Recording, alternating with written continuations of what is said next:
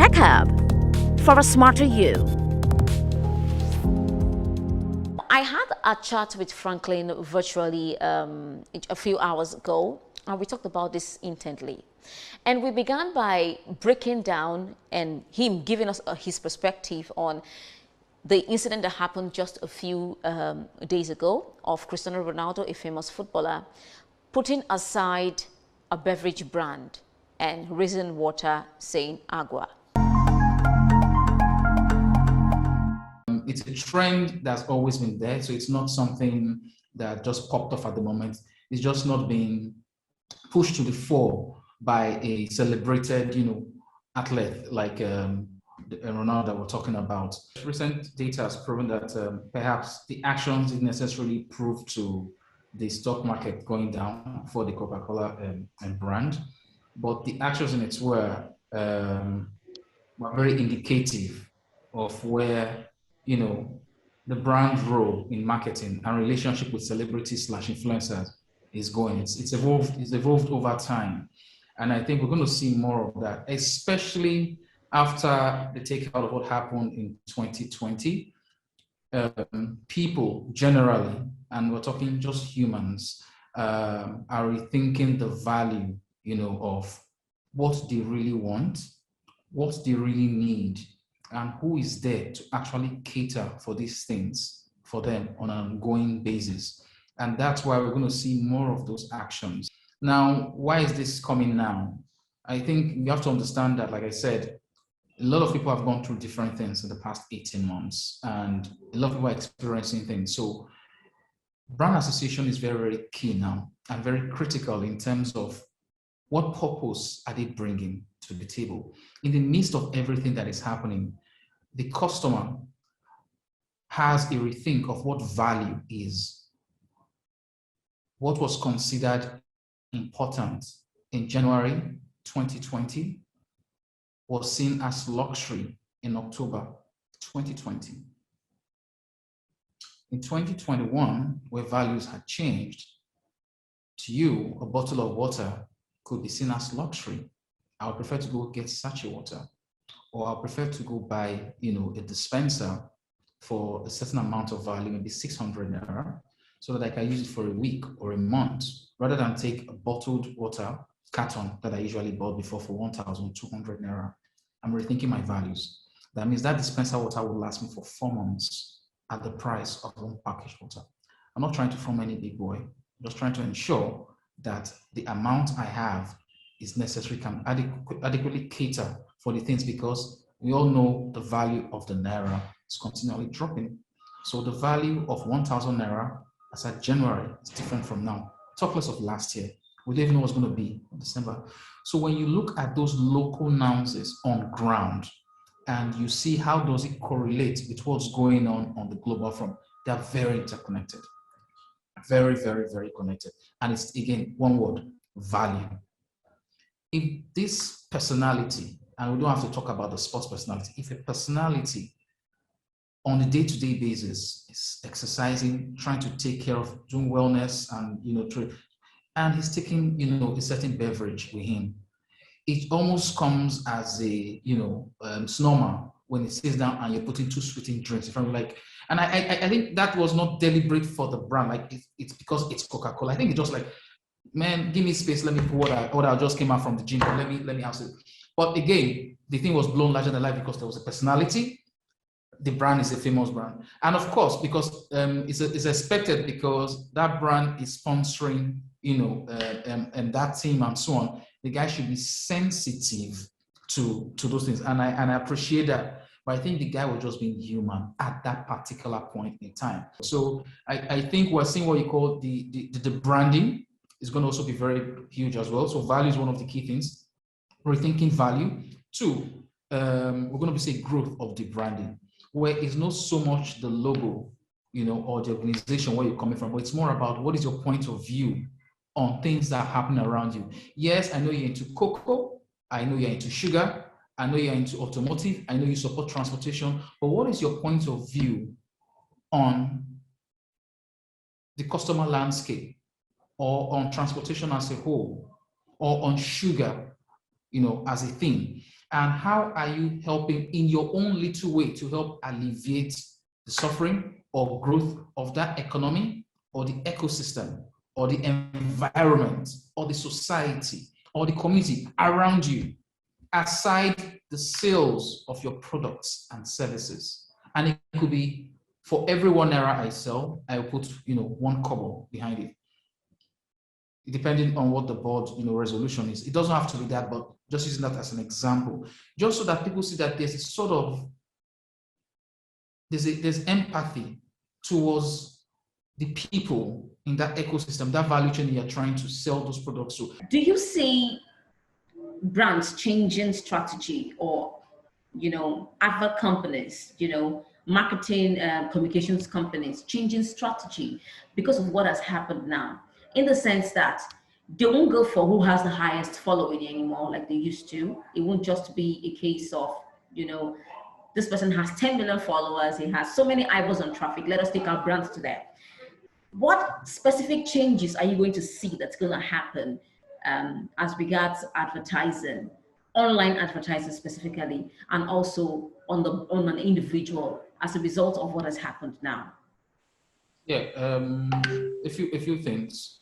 One is the kind of partnerships organizations now have with influencers and celebrities going forward. Brands are learning much more that it goes beyond the numbers of what these influencers have. Influencer might have 1 million followers, and brands like to connect with such, with such celebrities, because they feel if this brand associates with this influencer, they will also have access or the reach of those 1 million followers. But it doesn't necessarily happen that way. But whether you like it or not, the brands wanted that association. Now, because of sensitivity, it's going to change. It's not going to travel that way anymore. Brands still want that reach and access, but do you believe in my brand?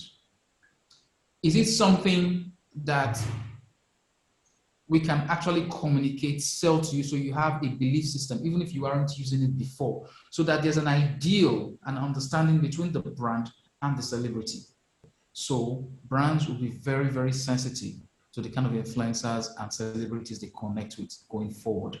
You have to believe in the product, you have to believe in the brand, you have to believe in the service, you have to believe in the point of view, so that when you also consumers gravitate towards you, they believe there's authenticity here, they can correlate and understand why you're associating with that brand, and they see value themselves. The other thing that will change is you probably might not be going to what you call micro influencers, those that are subject experts on particular industries and themes. So I might go with an artist, 100 million followers, but his repertoire, his focus is music. But I just want to associate with him, even though I am doing some on beverages or electronics. Now, going forward, I'll prefer to talk to someone who actually understands electronics, because that is his or her comfort zone. They've been doing that from time, and he's been respected as a subject matter. He might not have 10 million followers, he might have 50,000, but there are 50,000 followers that are in tune to what he's saying. They agree with him, or there's of communication, participation, and feedback. So I feel that number in terms of participation and engagement than someone who has 10 million followers and maybe only 2 or 3 people who actually want to associate with that product or service. The individual brand is beginning to be more powerful than the corporate brand. Does that look like what it's going to, continue happening in time to come? Well, not necessarily. I look at it in a different way. Where individuals become, in quote, powerful, and where brands want to associate with them, is because they have a belief system, and they've done something for a period of time. They have experience, and they have respect for that thing. So there is a followership, and I'm not talking social media followership. I'm talking in terms of real interests, because everybody gives everything out by social media. That's not the real world. There's a real world offline, and we need to understand that matrix as well. So let me put it into perspective. Let's say I like style and fashion. Okay, I have maybe 5,000 followers on my social media, and I do business worth 100 million naira every year. But because I'm not really a social media savvy person, I just post 1 or 2, 3 things. But I have a huge followership, and I'm talking the real fashion world, from editorials or style magazines to people that actually buy my stuff, and those who also play online as well. So I command respect as a stylist. They'll come with me from that perspective. Hey, Franklin, I love what you're doing. Can you give us perspective on what the future of fashion or style would be? And I can consult for them in that regard.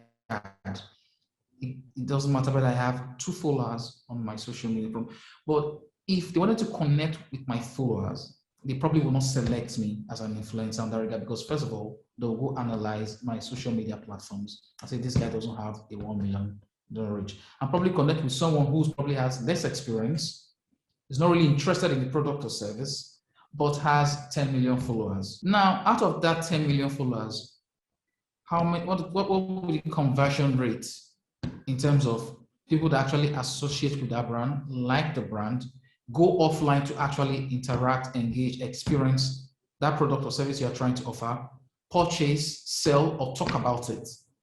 The numbers, you see the ratio would vary. So I think, like I said, what we'll probably see will be, rather than say the individual will be bigger than the brand, I think we'll see more of thought leadership. People who espouse a point of view and a perspective on a particular industry or sector. What message should this send to influencers, current influencers, and potential influencers? Because that seems to be the career path many Gen Zs and some millennials want to follow. They want to be influencers, so it's another way of making money, either full-time or by the side. The key thing would be yourself, be natural, be authentic. I think that's one of the most important values you need to have. If you are true to who you are, whether a brand comes or not, you have a particular story that you always want to tell and share. And the brand can be a part of that experience and help amplify the story you're doing.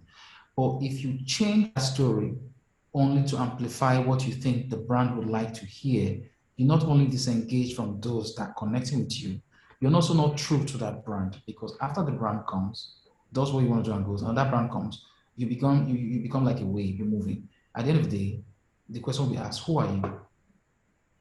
And you don't want to be seen as someone that doesn't stand for anything. There must be some things you reject, there's some things you accept, but the things that shouldn't change are your values. So taking it again into perspective or contextualizing it will be, if you love beauty and healthcare, and you're always talking about it in terms of how people should gym, take care of themselves, their bodies, their spaces, and you want, of course, natural, everybody wants to grow and make money and create wealth. And the brand says, I want you to talk about education. The discussion you would have would be, how can I educate people about beauty and wellness? Not that you've jumped into a totally different platform and start talking about how I should do investment banking. I'm like, what is this lady talking about? I will know from get-go your marketing, and I'll know you're not true to type. So you will turn me off as a customer, you will turn me off as a consumer. And then you also will not stand for anything.